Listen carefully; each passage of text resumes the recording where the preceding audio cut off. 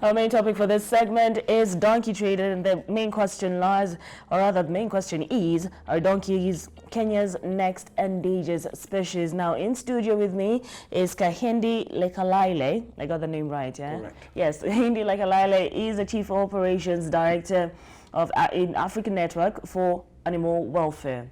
All right, just before we get into the interview, let's bring our viewers up to speed. The Meat Control Amendment Act 2012 documented donkey alongside horse as a food animal in Kenya, which has seen a trade of donkey meat and skin making way into the exports market, majorly to China. The legalization of donkey meat came after a study was done on the health risks of the animal. While butcheries have not been licensed to sell donkey meat, interested parties and owners of slaughterhouses can seek licenses at the relevant veterinary offices to slaughter and sell the meat outside the country. However, the increase in donkey slaughter is gradually having consequences on the communities who traditionally rely on donkeys as a source of livelihood. Conversations with these communities have brought out immediate concerns about the present and future survival, considering that the slaughterhouses have increased the demand for commercial consumption of donkeys, but with the ongoing practice as donkeys Kenya's next endangered species. That's the question. So, Kahindi, let's just start off with, before we even go to the main issue, give us a brief of what African Network for Animal Welfare stands for. Our organization is a non-governmental organization that was registered in the year 2007 to promote the humane treatment of all animals, and mainly the backbone animals, both domestic and wild. In essence, we promote against the suffering of animals, especially through means that are man-made or created by humans. And we do these in various ways. At the moment, our strategy is through education, through promoting animal care, and also human-animal coexistence. All right, then. So what concerns have been brought about by communities who traditionally rely on donkeys as a source of livelihood, and why are these concerns relevant? The concerns are relevant because most of the communities that keep donkeys use the animals for economic production. They support their livelihoods with these animals. And traditionally, most of these particular communities have earned a living or facilitated their means of production to earn a living, so to speak, using these particular donkeys. So there has been a very vibrant economic value of donkeys to the people, and they have invested a lot in coexisting and producing them mainly for that purpose. All right. And with those concerns and the government passing on the donkey meat as safe for human consumption, what would be the best resolute? Because at the end of the day, it's business for someone else.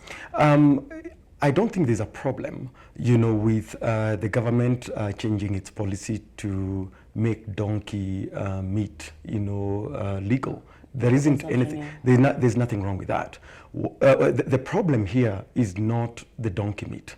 The problem here is the exploitation of the donkey purposely for the donkey skin, not the donkey meat. We have done studies where the donkey skin is much more valuable economically to the export market than the donkey meat. In Kenya, very few communities have a tradition of consuming donkey meat. Now, with our embracing of Chinese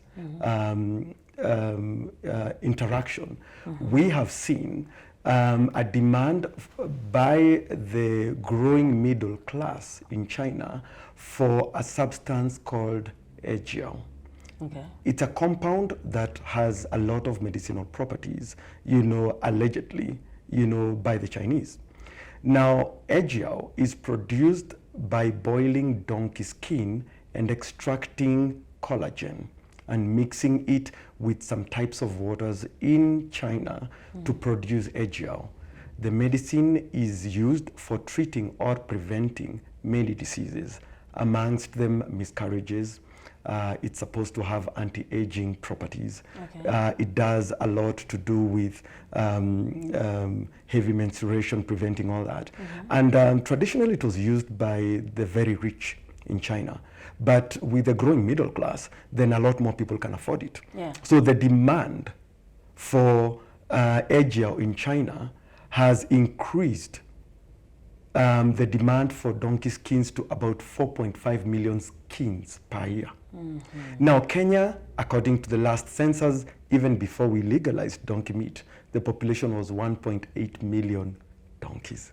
So China has gone to lots of other countries in Asia and South America, in addition to Africa, to try and get a good supply of donkey skins.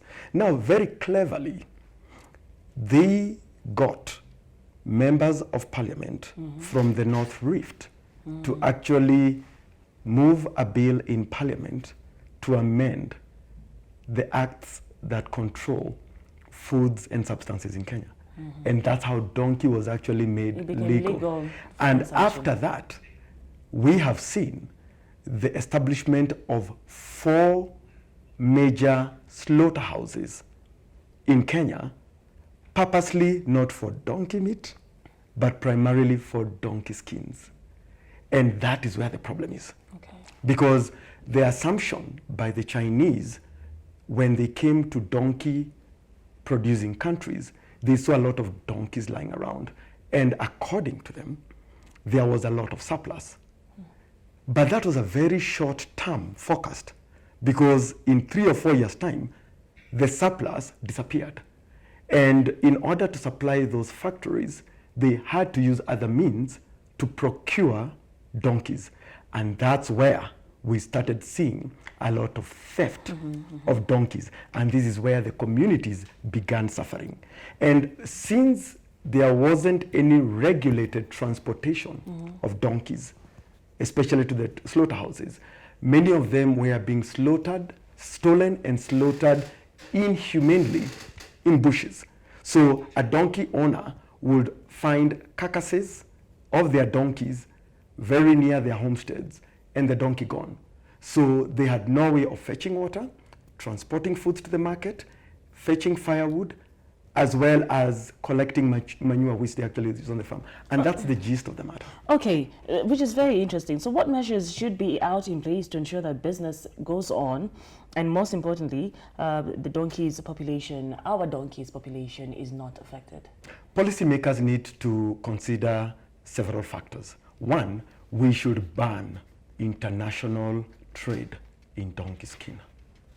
There shouldn't be international trade in donkey skin because we cannot supply that trade. We do not have sufficient numbers and stocks of donkeys to supply that trade.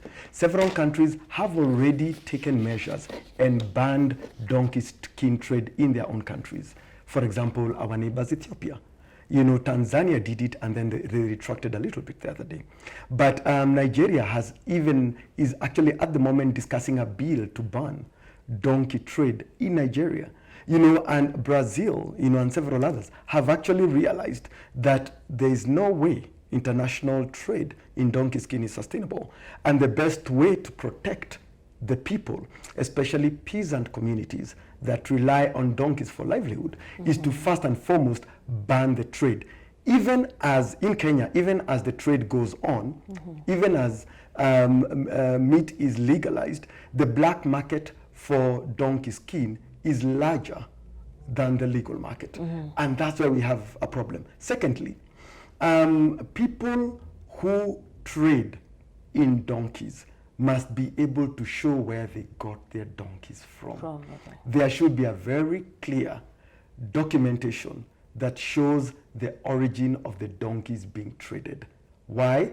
Because a lot of donkeys that are ending up in our 4 slaughterhouses, and mark you, Kenya has got the highest number of slaughterhouses in Africa for donkeys.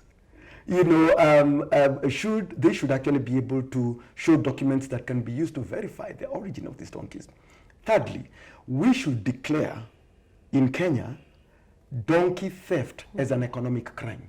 Okay. If we look at communities that support support their livelihoods using donkeys, then by stealing their donkeys, we are actually depriving them a means of economic production. So in essence, given the fact that these peasant communities rely on those donkeys for a living, then stealing that particular donkey should actually be treated as an economic crime, especially for people at that level. Okay, and currently, how can we, as we wind up, how can we safeguard the remaining few donkeys, looking at the best mode of sensitization for communities, especially those who live on the borderlines of the countries?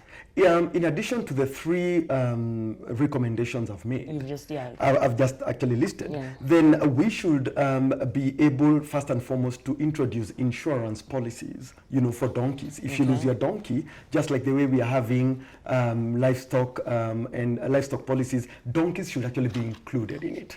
In that when you lose it. That's number 1. Number 2, there should be extension services and an increase, of organizations and associations that enable farmers to actually take better care of their donkeys, and donkeys should be a recognized means of transport. So the fact that many farmers are not included in the policy development and livestock marketing and production, of things like donkeys, is actually a very big gap in the first place. So there should be more inclusivity. And then another very interesting thing is that for places where we have large populations of donkeys, those county governments should actually come up with bylaws that increase the security of donkeys, and not just for the animals, but also for those particular countries. Remember, we've just completed a study to show that after the production of donkey, numbers of donkeys went down in Kenya, the suppliers are now getting them across the border from Tanzania, Somalia, Ethiopia, South Sudan, and Uganda. Now, these are the same routes that we actually use for criminal activities. And you can now imagine that if you can pass through a large herd of donkeys, then you can also pass through a large cache of arms, in essence, endangering the lives of communities in counties that actually border the that are actually next to international boundaries. So there needs to be national, regional, and local, interventions that increase the security, not just for the animal, but also for the people around there.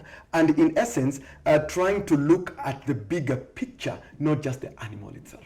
Okay. Any last words, Kahindi? Yes. All animals deserve humane treatment, and donkeys are not an exception. And if we continue ignoring the plight, of local donkey owners, by saying that it's just a mere donkey, then it's recipe for disaster, and most of those particular communities will actually turn against the very means that we actually want them to rely on in order to eke a living. All right, thank you very much. And thank you so much actually for gracing us with your presence. That's it for Business AM this morning. We were talking matters of donkey trade, and the big question was, are donkeys Kenya's next endangered species? My name is Nina Shaban. Please do enjoy the rest of your day.